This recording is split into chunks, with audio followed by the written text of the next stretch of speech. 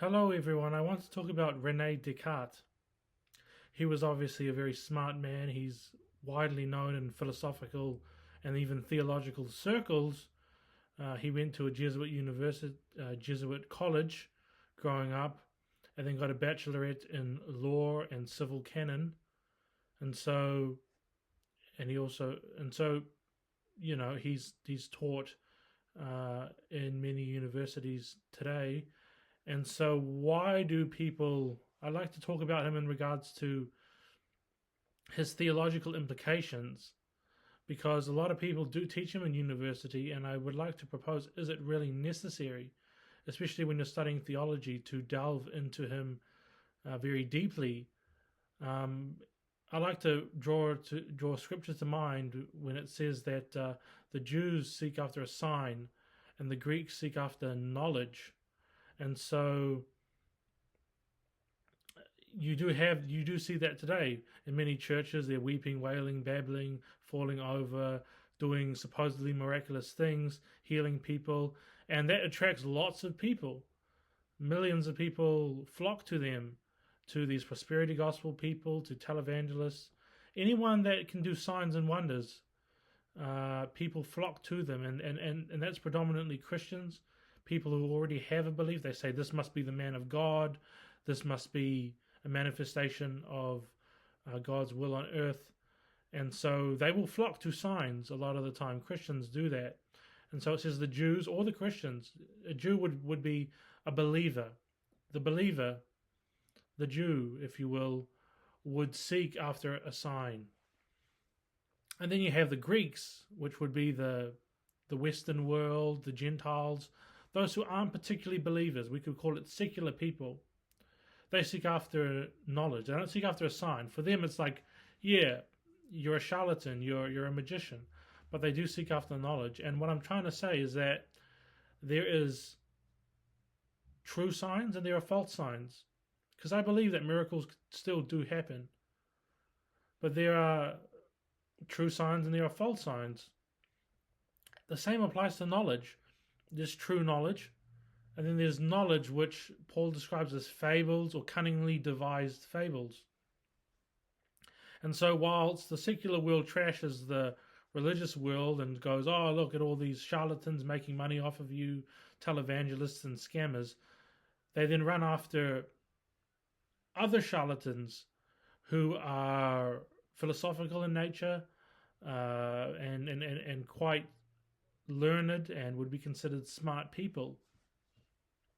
And so you have these two contrasts at play. And let's get into a little bit of Descartes and I'll make a point. So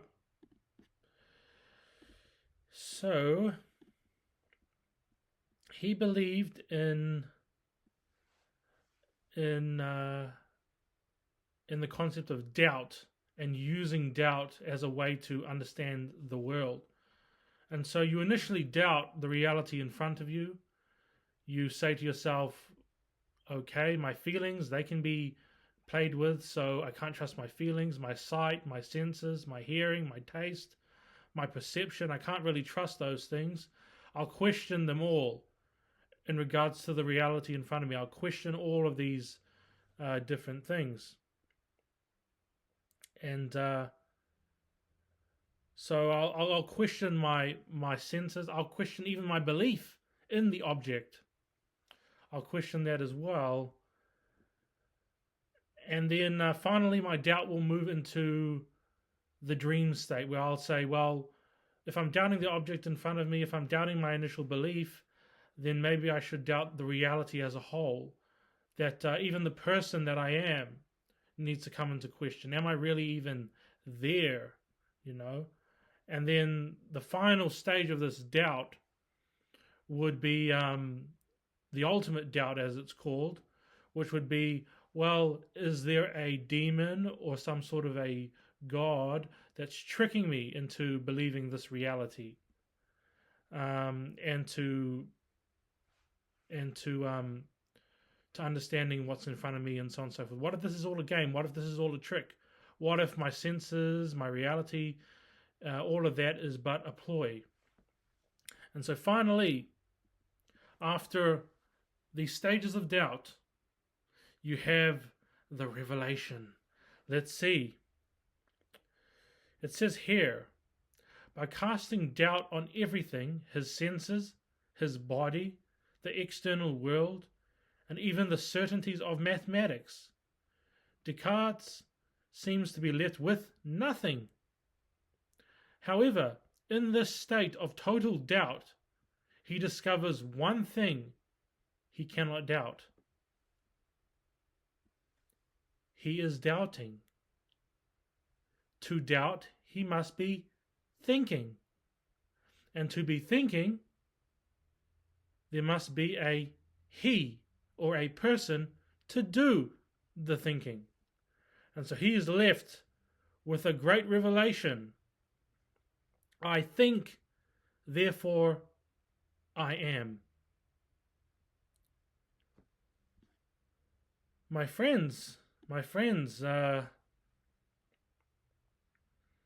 he went through many stages of doubt, questioned his reality, questioned everything he could. He based his worldview on doubt, and finally came up with the phrase, to think, therefore I am. That is his revelation. That is his revelation. And so, let me compare the two things. Let me compare the Greek mind for a moment. The Greek mind seeks after knowledge. If I had come with the Bible and said, I think, therefore I am, people would say, you know what? I don't know if I can believe that. That's just words on a page, I don't think I can believe that. Or I doubt whether they were sophisticated enough in that age to really understand what they were saying when they said those words in the Bible, let's just say. But if Descartes comes along and proposes this whole framework of doubting existence and doubting reality and doubting himself and doubting mathematics and doubting pretty much everything, then his conclusions that arise from that framework must therefore be valid in some way. Maybe I can believe that. Maybe it's more palatable. And so this is really the Greek mind. It's one that desires knowledge. It's one that desires philosophy and philosophizing. And so as a Christian, is that really valid? Now, I understand it's important to have an understanding of the world and what other people have to say. It took me 5 minutes. I just, to gather a conception of what he was saying, So I'm not trashing that. People want to have an understanding of things, so people will look at things. But I don't think it's worth, writing up volumes on or really crunching your mind on, I think if you're studying theology, really the scriptures is the main focus. And if we would apply the same amount of seriousness, the same amount of thought into the biblical wisdom, particularly in Proverbs, we would see that there is wisdom to be obtained, and there is biblical wisdom, and there's no use offering the world what they already have, what they already come up with. It's good to offer a biblical perspective on the world as well, because that's what we're doing. As if you're a pastor, if you're a preacher, you're offering a biblical perspective on the world, and people, and then ultimately offering salvation. And Paul had this problem too. He says, I'm learning more and more day by day to preach the gospel boldly and directly, without all this guile, without all these sophistries that are just used to sort of entice people, to meet them where they're at. But more and more, as he does as he grows in his faith, he realizes that, I could preach with guile, but I'm not going to do that. I'm going to preach with the power and the boldness of the gospel. And so I want people who are going for higher education, who are going to be pastors and preachers, to just know that this much is said and theorized just to make this much of a point, you know. And it's in this, and it's in all this speculation that somehow gives validity to the point. Whereas you go to the biblical wisdom, the point itself is made. You meditate on it, and you ask the Lord to reveal to you why it makes sense, why it's important. You know, you really think it through. You really cross-examine it, and from there springs up all the different things that are connected to it. So that's what I recommend. My position on viewing the scriptures is one from belief and not doubt. Belief. You believe you believe in the scriptures, and then you examine the scriptures. But it's not just belief in and of. Belief is the thing that moves you to investigate. There's something good in this. There's something true in this. So you move to investigate through belief in God and through faith or whatever it is, right? And then you meditate, and then you pray, and then you really think it through, and you really understand what's being said, and then you conclude, yes, it is a valid statement, you know. Anyway, there's some other issues with René Descartes as well. The National Library of Medicine has an article which says that Descartes' Dogma and Damage, which is called Descartes' Dogma and Damage to Western Psychiatry, because his understanding of the world was based on dualism, which was that the mind, which is the soul, and the body were kind of like separate things.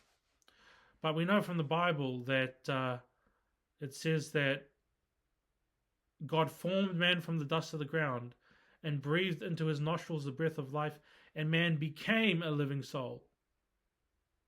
So the breath and the body combined make a holistic human being who is called a soul. It's a combination of the breath and the body. It makes one whole being. And so this dualism of the mind or the soul and the body meant, in many cases, impacted Western medicine by excluding the body and just saying you didn't have a tough enough mind, you know, so who cares about the body, you know, whereas the Bible is teaching that man is a whole, that his mind affects his body affects his mind, and he is holistically speaking, he is the combination of matter and spirit to make the one whole individual, which is the human soul or the human person. And so that's very different from Descartes as well. And so, you know, when we study theology, when we study philosophy, we must look at it through a Christian lens. When we study the Bible, we must come to it prayerfully and believing, because, and I'm talking about this in the context of studying theology and studying philosophy in order to pursue things in the line of Christianity. I understand if you're going to pursue things in the world or secular things, that these are the things that you will come across. But for Christianity, I think it's more wise to stay grounded in the good word and to keep it simple, you know? Reading the word, meditating on the word, and drawing conclusions, cross-referencing. You can use history, you can use science and other things to really validate the scriptures, you know, but you know, it's not as hard as people make it out to be, you know, because the Bible talks about childlike faith, and Nicodemus, he comes to Christ with all his knowledge and all his wisdom, and Jesus says, you must be born again. You must restart. You must learn the first principles again. You must be teachable. You must be humble, and you must be a lot more simple than you are now, you know. And that's one of the things you learn from Proverbs. You learn that wisdom can be simple. Doesn't have to be complex, it can be simple. So that's all I have to say. And take care. Don't follow after cunningly devised fables, but follow after the Lord Jesus Christ. The Jews seek after a sign. The Greeks seek after wisdom. What are you seeking, and what are you teaching?